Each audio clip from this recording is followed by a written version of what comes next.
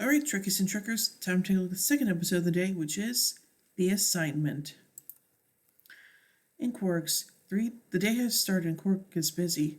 Rom enters just off the night shift. Quark makes him as usual, Peri Beetle. Promises today he'd rather try bacon and eggs with corned beef hash, a favorite of O'Brien's. Quark disapproves of the human choice of dinner but grudgingly makes it. As he normally does, he further questions Rom's choice of job, but Rom likes his job, despite being assigned to the graveyard shift fixing the waste extraction system. Meanwhile, Mouse O'Brien has discovered that Julian Bashir accidentally killed Keiko's Hydrogen hybrid bonsai trees that O'Brien was caring for while she was away visiting the fire caves on Bajor for the last 5 days. Bashir had dropped by the O'Brien's quarters so saw that the plants were dry, so he watered them. Fortunately, too much water rots the roots. Upon spotting the ruined trees, Milo and Keiko's daughter Molly informs their father that Mommy's gonna be mad. Later, he welcomes Keiko home and immediately begins apologizing. However, as soon as she gets off the transport, Keiko promises Miles that she's not Keiko, but someone who has taken over her body. Whoever is having Keiko threatens Miles with his beloved wife's life and life of their innocent daughter Molly, claiming that they'll kill them both if he doesn't do exactly what she wants. Brand first thinks that his wife was trying to play a joke on him, but quickly persuaded otherwise when the entity causes her to choke.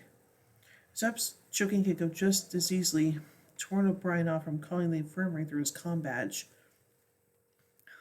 Miles is ordered to reconfigure certain parts of the space station, but is not told to what end. The young convinces him that she can use Keiko's knowledge to know when Miles has already come up, tell the Miles has already come with a plan, and will try to talk to the crew. However, it also assures him that it will kill Keiko instantly, if his plans have some success. They go back to their quarters, and Miles gets some more details. The alien is also determined to keep up appearances with their friends, answering the door when Bashir comes in, and promising to hold a birthday celebration for Miles, as Keiko planned earlier before leaving for Bajor. Soon, Rom is excited about being called to a meeting on the swing shift to replace Dorothy, an ill worker. He tries him by asking what they drink on the shift, and asks where the ill worker normally sits, but the other workers treat him coldly. Unfazed, he goes to Replicator and gets a rod to Jinko. Just then, O'Brien appears on the monitor and assigns the engineers their jobs for the day, a change of plans. He gives a short description of what he's doing and says he'll be working alone, asking them to bother him unless it's absolutely necessary. As O'Brien works, he asks the computer scan Keiko to confirm her identity, which it does. He then asks the computer how long it would take to knock out Keiko through various means.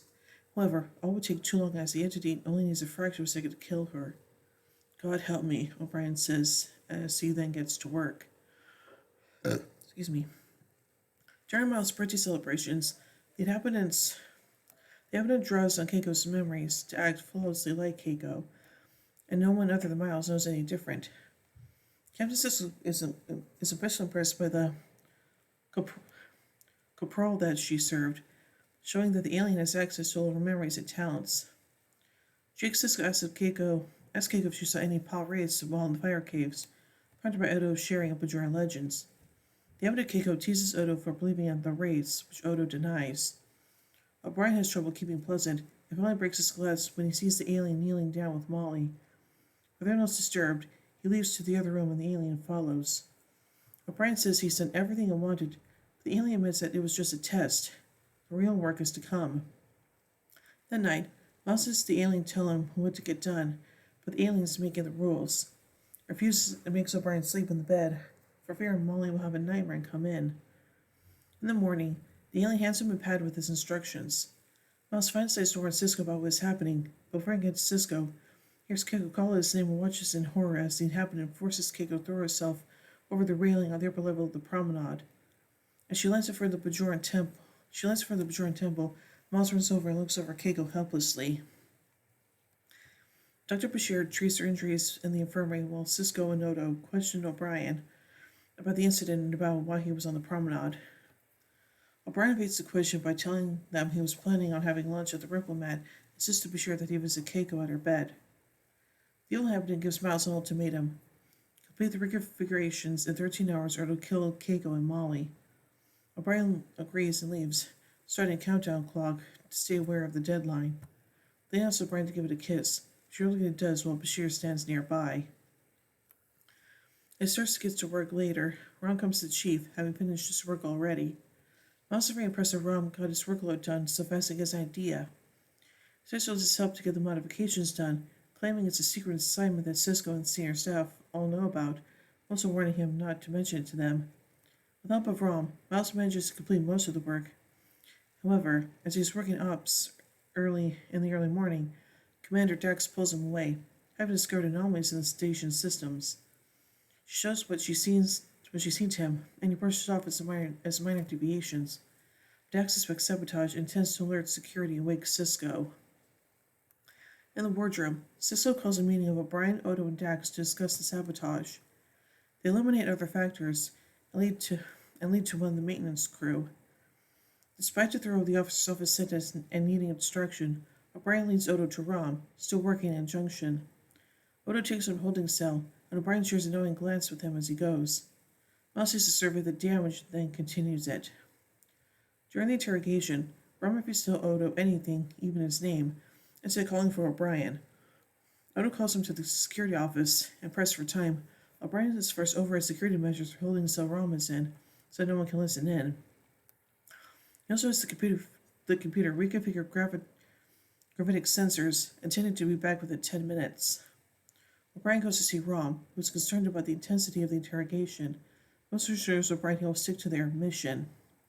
However, Rom then asks why O'Brien's modifications are covering the station into a gigantic chronoton emitter. O'Brien is surprised he guessed it. Rom believes the intent is to kill the wormhole aliens, and asks why they're doing that. O'Brien is stunned. O'Brien hadn't realized the effect of the chronotons on the wormhole aliens, having been so on edge.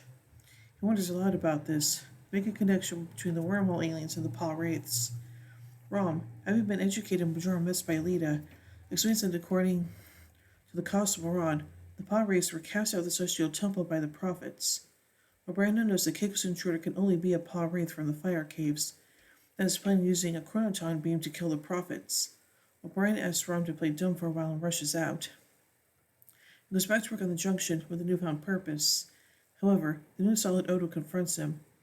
He knows that O'Brien was behind the modifications, so O'Brien knocks him out. He finishes the station modifications and takes the Keiko/Paul Wraith out to a runabout, coolly telling it that he figured out its plan but doesn't care about the Prophet/Paul Wraith conflict. He only wants his wife back. Once in position near the wormhole, O'Brien activates the emitters on the station. Once the Paul Wraith eagerly anticipates the death of the prophets, he targets the runabout instead of the wormhole, the deranged Paul Wraith screaming in pain as it dies. Keiko and Miles embrace. When they return, Cisco asks Miles for an explanation. Back in their quarters, Cal realizes she was conscious the entire time, but the Paul Wraith was in complete control of her body. Her mind was a helpless observer, like being stuck in sand and squeezed whenever it tried to move, hearing and feeling herself speak but unable to affect any of it. She was, however, able to feel its emotions sometimes, but there was only cold rage. Keiko tells Miles that she doubts the Paul Wraith would have spared either of them. Anxious to spare her feelings, Miles tells her she doesn't have to go on, but she says talking about it helps. And besides, being conscious of everything that was happening made her very aware that Miles moved heaven and earth to save her life. The next day, a tired but excited Rom enters Quark's. Quark warns him that the night shift is obviously too much for him. Rom explains that he wasn't working. Rather, he was out celebrating his now permanent promotion to the day shift, his reward for helping O'Brien.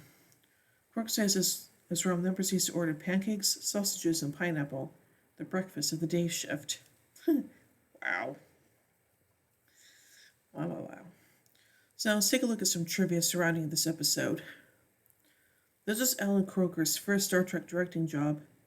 Croker would go on to direct almost 40 episodes across DS9, Voyager, and Enterprise, including the finales of the 5th, 6th, and 7th seasons of DS9, finales of the 6th and 7th seasons of Voyager, and the finales of all 4 seasons of Enterprise. This episode went into production after Trials and Tribulations, but aired the week before, presumably due to the lengthy post-production on Trials and Tribulations. During the party, Cisco says that he has always wanted to meet a Paul Wraith. A year later, he is possessed by one in the Reckoning. Keiko's possession by Paul Wraith differs from later episodes. When Jake and Dukat are later possessed by Paul Wraiths, their eyes glow red and their voices take on a metallic, echoing effect. Neither of these physiological changes occur to Keiko. It may be possible the Pod Wraith deliberately concealed this, as its changes would have undoubtedly garnered unwanted attention.